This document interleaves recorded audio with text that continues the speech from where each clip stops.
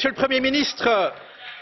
le Premier ministre, dans notre pays, l'engagement en faveur de l'intégration européenne est une évidence. Seule la Belgique pèse peu face à Poutine ou à Trump.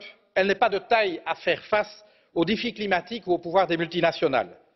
Agir avec nos voisins européens s'impose comme une évidence si nous voulons forger notre avenir plutôt que le subir. Pendant des décennies, la Belgique s'est montrée à la hauteur de cette ambition en jouant un rôle de pionnière. Dans le contexte de crise actuelle, on s'attendrait à ce qu'elle redouble ses efforts. Mais, Monsieur le Premier ministre, malgré les mots que vous avez prononcés, votre action montre une Belgique qui, trop souvent, se borne à observer, à traîner du pied quand elle ne s'aborde pas carrément des initiatives en faveur d'une plus grande intégration. Voor ons, het kan anders. Wij dromen van België als voortrekker van de Europese strijd tegen fiscale en sociale dumping.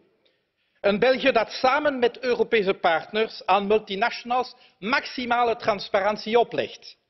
Een België dat een coalition of the willing met Frankrijk en Duitsland zou volgen om een Europese harmonisering van bedrijfsbelastingen mogelijk te maken. Maar helaas, uw regering werd 2 maanden geleden door de Europese Commissie met de vinger gewezen als een van de 7 lidstaten die agressieve fiscale optimalisatie stimuleert. Samen met 2 buurlanden ondermijnt de Benelux zo de Europese pogingen om meer fiscale rechtvaardigheid te creëren. En intussen organiseert uw minister van Financiën in alle stilte de begrafenis van de financiële transactietax. Nous rêvons d'une Belgique qui démontre à l'Europe qu'il est possible de combiner responsabilité budgétaire et réduction des inégalités. Une Belgique capable de maintenir des services publics de première qualité tout en transformant notre fiscalité pour qu'ils soient financés de manière juste par chacune et chacun à la mesure de ses capacités. Mais non, la Belgique demeure un paradis fiscal pour les ultra-riches qui fuient l'impôt dans leur pays et pour les multinationales. Alors même que les travailleurs de ce pays sont parmi les plus taxés d'Europe et du monde, votre gouvernement refuse de récupérer 942 millions d'euros de cadeaux fiscaux illégaux.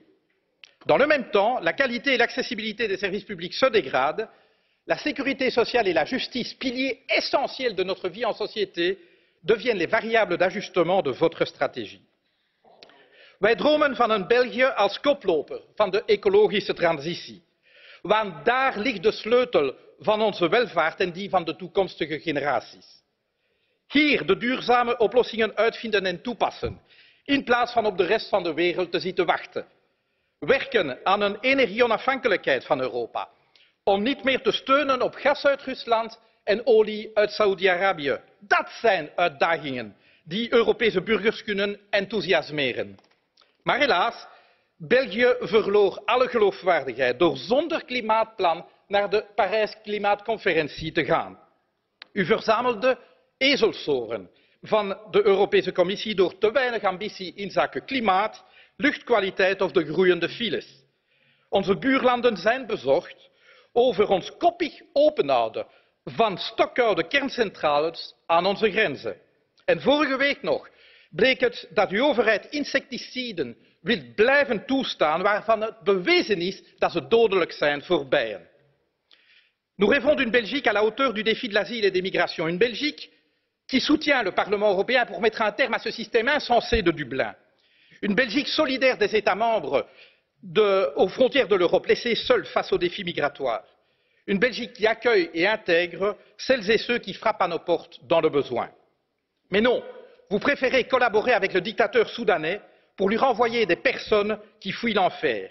Rien d'étonnant, puisque parmi vos alliés, certains veulent remettre en cause la Convention de Genève, pilier central du droit d'asile. Vous préférez dépenser toujours plus pour enfermer, refouler et déporter des êtres humains parce qu'ils n'ont pas les bons papiers, parce qu'ils ne sont pas nés au bon endroit. Vous dites que votre politique est ferme et humaine. Plutôt que ferme, je dirais violente. Plutôt qu'humaine, je dirais indigne. L'humanité ne vient pas de votre gouvernement, Monsieur Michel. Elle vient de nos concitoyens qui ont pris leurs responsabilités pour accueillir chez eux celles et ceux qui fuient la guerre et la misère. Ils font honneur à notre pays là où votre gouvernement lui fait honte. Monsieur le Premier ministre, cette Belgique dont nous les écologistes rêvons et que nous voulons, elle est possible. Mais dans ce pays, chacun le sait, ce ne sont pas les Verts qui sont au pouvoir. Ce n'est même pas vous, Monsieur le Premier ministre, car vous avez fait le choix de confier votre sort et celui de notre pays à un parti national populiste dont chacun sait que lui et lui seul fixe le cap. Avec la très eurosceptique NVA, vous faites le choix du chacun pour soi, pire encore, du chacun contre tous. Face aux défis de ce siècle, Monsieur le Premier ministre, nous défendons au contraire l'audace, et la solidarité. Le contraste ne saurait être plus fort, l'alternative plus claire. Je vous remercie.